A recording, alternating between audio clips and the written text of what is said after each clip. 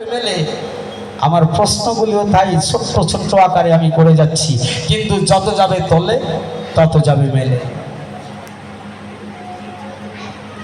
তুমি এই পঞ্চপ্রেমের মধ্যে আমরা জানি বাৎসল্য প্রেমে মা যশোদা কৃষ্ণকে কত সুন্দর বেঁধেছে, এবং মায়ের সাথে যে প্রেম বাৎসল্য প্রেম, শান্ত প্রেম, মানুষ শান্ত হলে সব কিছু সৃষ্টি করতে পারে। যারা সনাতনী মুনি তারা করেছিল। দাস্য প্রেমে হনুমান রামচন্দ্রকে পেল, শান্ত দাস্য সত্যভাবে কৃষ্ণকে খেলার সাথী যারা তারা পেল। কিন্তু এই মধুর প্রেমটাকে তুমি সিদ্ধান্ত করলে সর্বশ্রেষ্ঠ। তুমি আমার কথাটিও সুন্দর করে একটু ব্যাখ্যা করে বুঝিয়ে দিও। এই শান্ত দাস্য সূক্ষ্ম বাৎসল্য এই মধুর আছে পঞ্চরস, ইহার মধ্যে কান্তা কেন শ্রেষ্ঠ, তুমি একটু প্রকাশ করে দিও। এ কথাও গেল হয়ে কাঞ্চনের কথা কয়ে তৃতীয় প্রশ্ন করিবারে চাই। আচ্ছা বাবা, এক কলসি জল যদি মায়ের আনে, তা সেই এক কলসি জলের মধ্যে থেকে এক ঘটি জল যদি কেউ ঢেলে নেয়, সেই কুম্ভটা কি পরিপূর্ণ হতে পারে, থাকতে পারে? আপনারা একটু হ্যাঁ হু না বলবেন। এক কলসি জলের থেকে এক ঘটি জল যদি ঢেলে নেয়, তাহলে ওমা সেই কলসিটা কি পরিপূর্ণ থাকে? থাকতে পারে না। তবে আমার কাছে বলো দেখি, নিত্যানন্দকে তোমরা পূর্ণ কুম্ভ বলো, শুনতে পাই ইহার কারণটা কি?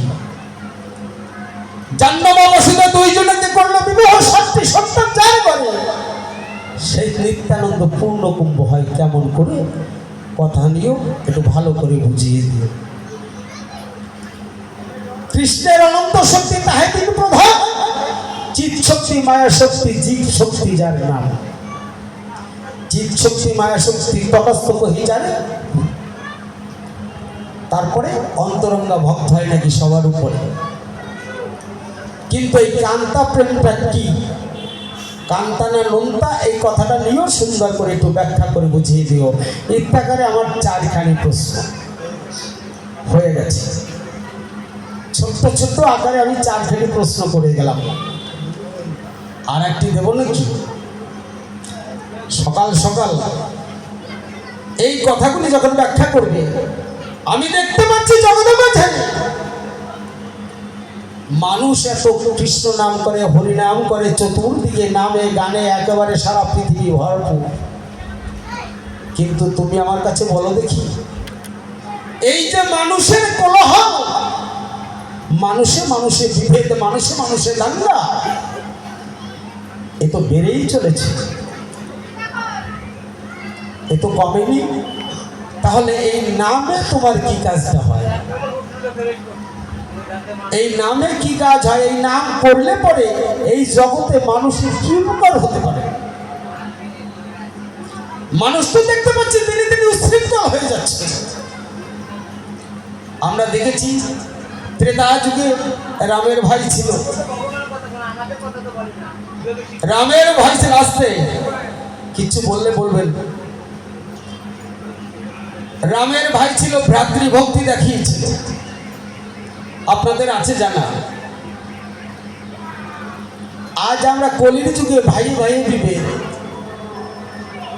পিতামাতা অনাহারে দিন কাটাচ্ছে, সবাইকে বলছি না। বৃদ্ধ বৃদ্ধ হলে পরে কর্ম যখন দেয় ছেড়ে বৃদ্ধাশ্রমে, বৃদ্ধ আশ্রমে তাদের গতি হয়। আর আমরা রাশি রাশি ফল মিষ্টি কিনে ওই দক্ষিণেশ্বর যাব, বিভিন্ন তারাপীঠ যাব, বিভিন্ন মন্দিরে যাব, পায়ে হেঁটে জল নিয়ে এখান থেকে লোকনাথ বাবার মাথায় দিতে যাব, তারকেশ্বর যাব, দলে দলে। তার মধ্যে আরো কিছু যা চলে রে বাবা, নামের কি গুণ!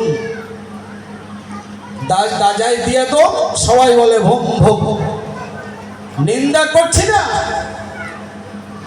কিন্তু এই নামে কি হয়? এই নামগুলি করে করে মানুষের কি হয়? 2 টাকা দিয়ে বা 10 টাকা দিয়ে একটা সন্দেশ এনে দিলে পরে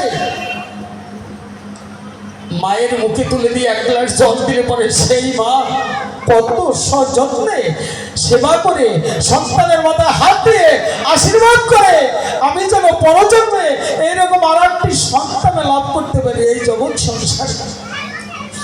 কিন্তু সেই মা ভাসে চোখে জলে, আর আমরা মিষ্টি কিনে কিনে যাই, বিভিন্ন মসজিদ মন্দিরে গিয়ে দেখতে পাই ঘরে ঘরে হয় না ফল কেন ফলে না,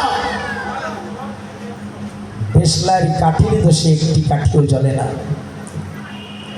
প্রভু তুমি আমার কথা নিও, এই ভিজা কাষ্টে কিভাবে কাঠি চলে। অনার্পিত চৈচির করুণ অবতীর্ণ কলাও সবার পায়ে উন্নত উজ্জ্বল রস, এই রস তুমি নিয়ে এলে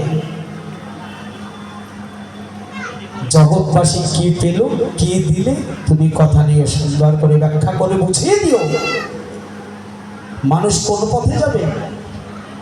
নিত্যানন্দ দুইটা বিবাহ করে গায়রস্থ ধর্ম পালন করলো, সংসারে থাকে, তুমি গেলে সন্ন্যাসের উপরে, কিন্তু আমরা কোন দিকে যাব।